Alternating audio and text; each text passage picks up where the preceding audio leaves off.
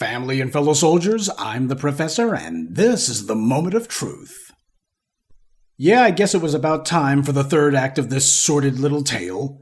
Forget about avoiding jail time, Jonathan Majors shouldn't have been charged at all, much less convicted. But we understand we don't live under a system of justice, and it doesn't help that certain people put themselves in the trick bag, not that we're gonna victim blame here. In what the white media has tried to treat like the trial of the century, Jonathan Majors has finally been sentenced for a crime he didn't commit.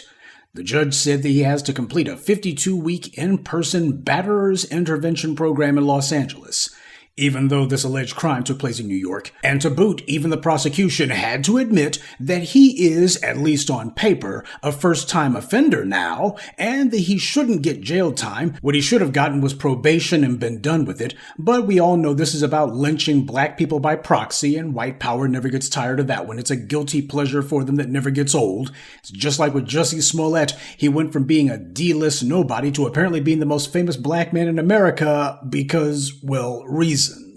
Now keep in mind, this all went down in the same New York where the DAs decided that Amy Cooper, who actually did commit a crime, false police report against a black man in Central Park, they decided, well, we're not going to prosecute her. Mia Ponsetto attacked a black child, an underage child, and Alvin Bragg decided he wasn't going to do anything about that either. And yet for Jonathan Majors, who was convicted back in December, and we all saw the video, he was running literally for several city blocks to get away from the woman who he's accused of attacking.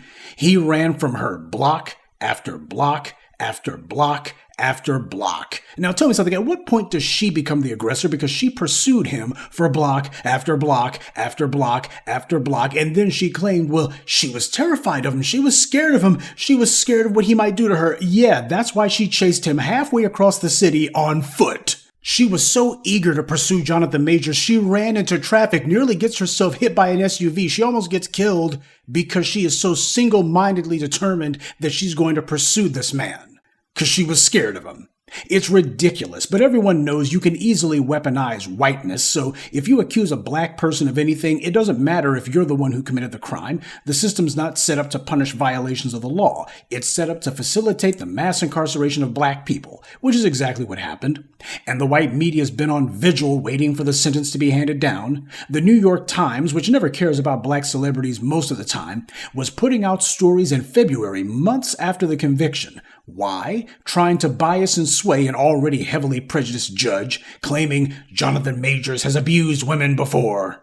First of all, there's no proof of this claim. Secondly, when someone's on trial, it's only for whatever the alleged crime is, not for any other accusations that somebody might be making on the sidelines. So even so, the claim is irrelevant. But that's only the case if you have an actual working system of justice. We don't live under a system of justice. We live under a system of white supremacy.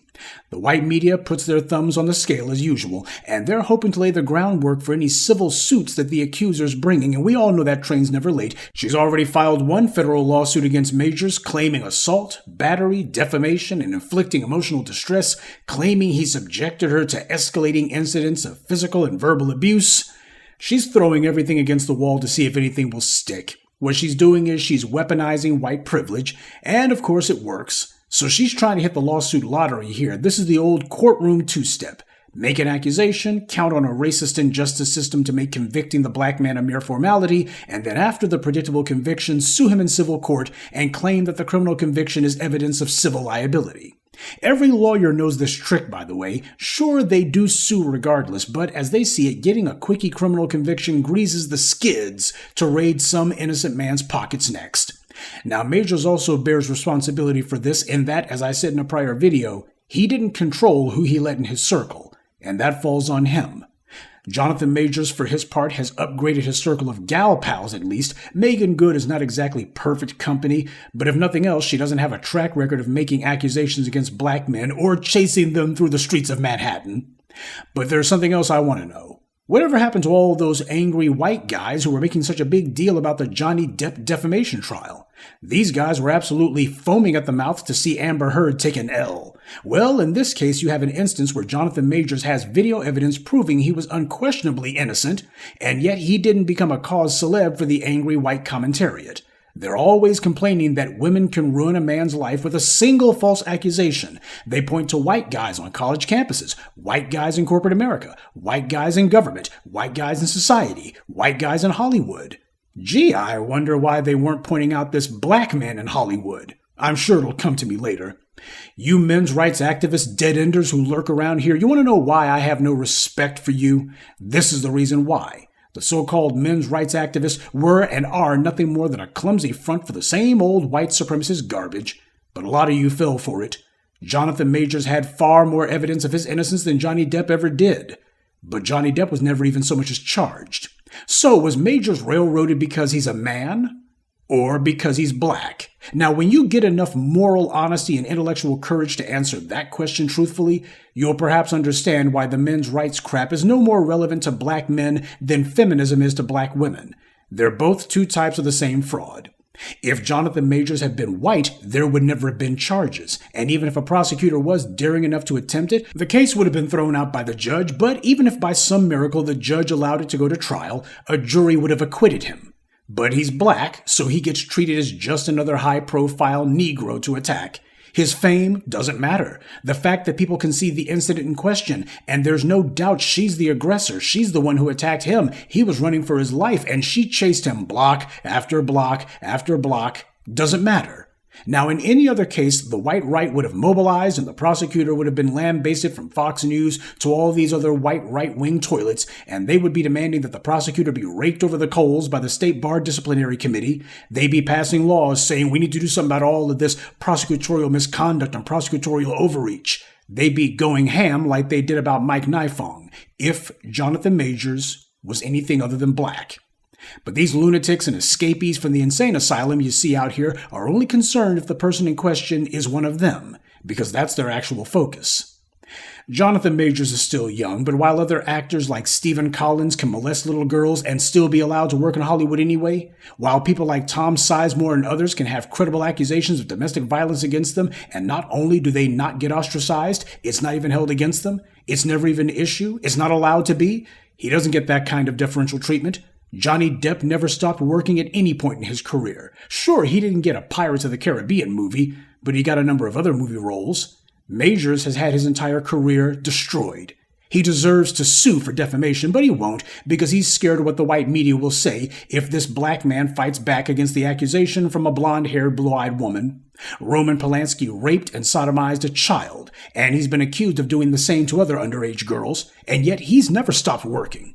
Big-name Hollywood stars have never stopped wanting to be in his movies or be seen in public with him, and Hollywood's never stopped giving him Oscars. Alec Baldwin verbally abused his own daughter. He even killed a woman. But he's never stopped working either.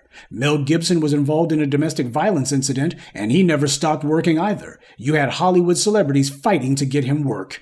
So if white actors who are guilty of abusing women have their careers continue without a hitch, then it's a no-brainer that Jonathan Majors should also continue working. But this is racial, not judicial.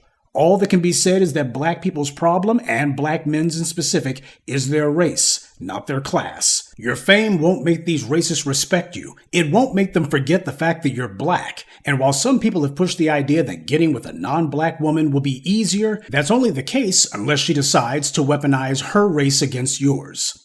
Under white supremacy, it's impossible to have a balanced relationship. We need to be honest about that. Because white supremacy poisons every aspect of the society. Under white supremacy, the only relationship you can have is oppressor and oppressed. And if you don't think they understand that, just wait until you have your first real deep disagreement with them. They will weaponize race against you so fast and make you a believer. It wouldn't surprise me at all if one day Hollywood makes a movie about Jonathan Majors' troubles. I wonder who they'll get to play the alleged victim, though. Whoever it is, I just hope that she knows how to run. For block after block after block. Good day, and be one. I'd like to take a moment to mention some of our contributors. Racer Bo, Samantha Ellis, Miss Incognito 72, Zachariah Williams, and Chevalier Foster. Salute to them and thank you to everyone for listening, liking, and sharing this message. Black empowerment only exists because of you.